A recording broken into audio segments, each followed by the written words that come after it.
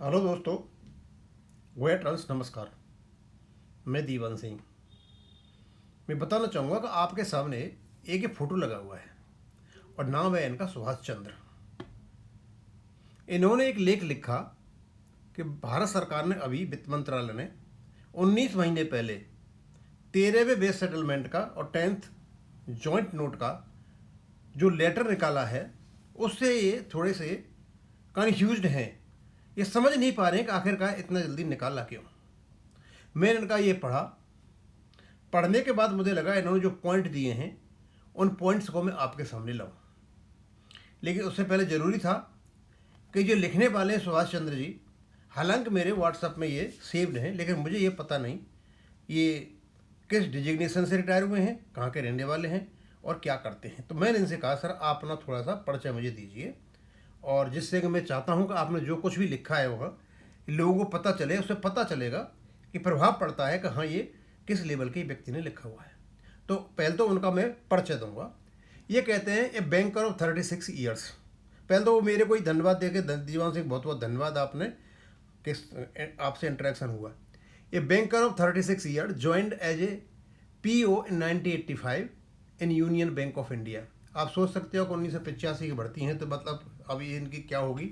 A subsequently shifted to bank of Baroda, served corporate office 2 terms and ROZO branches, retired as AGM DRM Patna, having served as a combat pilot trainee, मतलब air force में भी गए थे ये, for 2 years with IAF, I quit on personal, वहाँ से इन्होंने नौकरी छोड़ दी।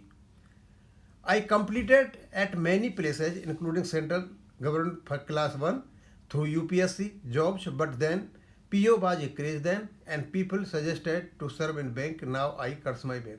अब वहाँ से भी छोड़ा और लोगों ने ये कहा भाई बैंक, और वास्तव में कोई इसमें कोई शक नहीं है कि 1985 में बैंक की सर्विस सबसे बढ़िया सर्विस मानी जाती थी।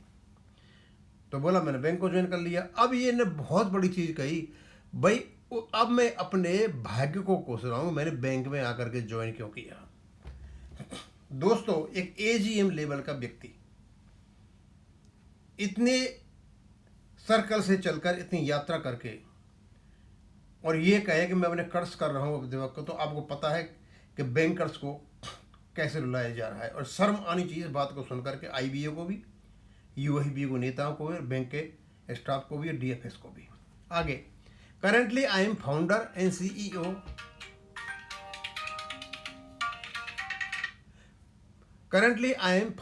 CEO of my startup Tech Based in partnership with IIT Patna. Government of India and Government of Bihar are funding my project. दोस्तों, आप अंदाज लगा सकते हो कि ये जो कह रहे हैं ये CEO है, founder CEO of startup tech based है, ये पार्टनरशिप विद IIT, और इसकी जो फंडिंग हो रही है ये इसकी बिहार गवर्नमेंट कर रही है। My algorithm is under patenting and is in advance stage. Thanks for your interest. ये मैंने पूछा था तो उन्होंने अपना सारा डायग्राम बता दिया। Best regard. नाम है इनका Subhash Chandra, PG DBM XLRI Jamshedpur, BSc Hindu college Delhi, CAIB Subhash Chandra. सारी बातें इन्होंने लिख दी। तो स्वाभाविक सी बात है, इनका ये बायोडेटा पढ़ने के बाद आप जान सकते हो कि is a person of calibre, knowledge and information. अब जो कुछ भी लिखेंगे काम की होगी। तो चलो अब देखते हैं क्या कहते हैं ये। Government directive coming so early, 19 महीने पहले, for starting wage negotiations has sinister designs I smell rat in this circular for the following reasons. मतलब भारत सरकार ने निकाल दिया 19 महीने सर्कुलर पहले, लेकिन मुझे लगता है इसमें कुछ छुपा हुआ है, कुछ हिडन एजेंडा है भारत सरकार का। सेंस्टर डिजाइन है, क्या हो सकती हैं। Never ever government issued circular so proactively for starting wage negotiation so early. कभी भी भारत सरकार ने इस प्रकार का कोई सर्कुलर नहीं निकाला जो पहली बार निकाला है। एक बात, one can perceive hurriedness in the wordings and eagerness to complete with a timeline pointing to something that is brewing up to continue our case. हमारा केस चल रहा है और इधर ये 13वें बेज सेटलमेंट के ये निकाल रहे हैं, और जल्दी से जल्दी करो। तो कहीं इसका संबंध ऐसा तो नहीं है MC सिंगला केस से हो गई। नेवर एवर एनी सर्कुलर और directive was so punctilious with regard to regulation and changes related to wage revision or BPS. This part hints at what is going on the DFS mind. This may fiddle with existing regulations related to our pensionary benefits. My hunch though, कहते जितनी जल्दी हो रही है कि जल्दी regulation का काम कर लो, ये काम कर लो, कई बातें उसमें कही गई हैं, तो बोलते हैं इतनी जल्दीबाजी की जरूरत कहाँ हो रही है, कहीं इसका इशारा ऐसा तो नहीं है हमारे जो पेंशन का रेगुलेशन वहाँ कई बात हो रही हो. Timing of the director just prior to SC judgement speaks volumes on what is bring up. और हमारा केस भी चल रहा है सुप्रीम कोर्ट में, तो इनके दिमाग में क्या चल रहा है. I think time is now to approach politicians in opposition to obviate any such move. Let us hope our judgment precedes their nefarious designs.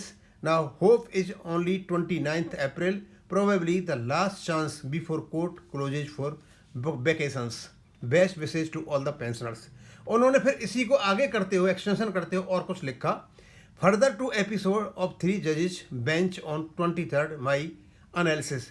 3 जजों की बेंच पे उनका क्या एनालिसिस है. कहते हैं Please refer to my earlier posts on the Indian judiciary.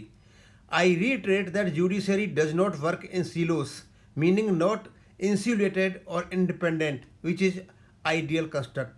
क्योंकि हमारा जो बेसिक स्ट्रक्चर है वो ये है कि जुडिशरी इंडिपेंडेंट है, लेकिन इनको ऐसा लगता है कि ऐसा नहीं है, कहीं न कहीं से जुडिशरी पर कोई न कोई दबाव होता है, इसलिए सारा काम हो रहा है. If it were so, court would not have opened 12 in the night to give a verdict not so long. दूसरी बात ले ली ना कि रात को 12 बजे कोर्ट नहीं खुलते यदि ऐसा होता तो. When Justice Vikranath did not accede to 2 weeks adjournment, registry did this trick to obviate this issue and comply with government dictate. ये बहुत बड़ी बात कह दी उन्होंने. जब 2 वीक का एडजर्नमेंट एएसजी को कोर्ट से नहीं मिला तो दूसरा रूट अपनाया गया गवर्नमेंट के आदेश डिक्टेट को काबू करने के लिए, और वो रजिस्ट्री ने खेल खेल दिया.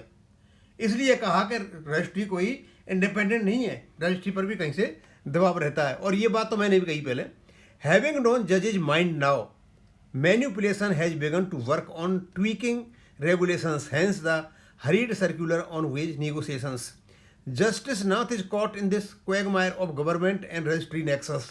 He needs to wriggle out of this as he is to get his elevation to CGI position with government support.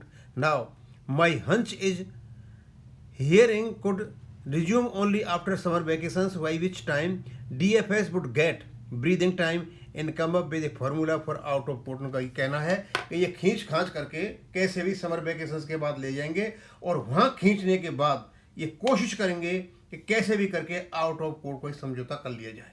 ये इनका खुद का ऑब्जर्वेशन है. ये हो सकता है, ऑब्जर्वेशन मेरा भी हो सकता है, इनका भी हो सकता है, और कौन सी चीज़ सामने होकर के आएगी वो आएगी. लेकिन इनका जो ऑब्जर्वेशन है, इन्होंने जो कुछ इंटरप्रिटेशन, एक्सप्लेनेशन जो कुछ भी किया है, इल्यूसिडेशन, आई रियली एडमायर.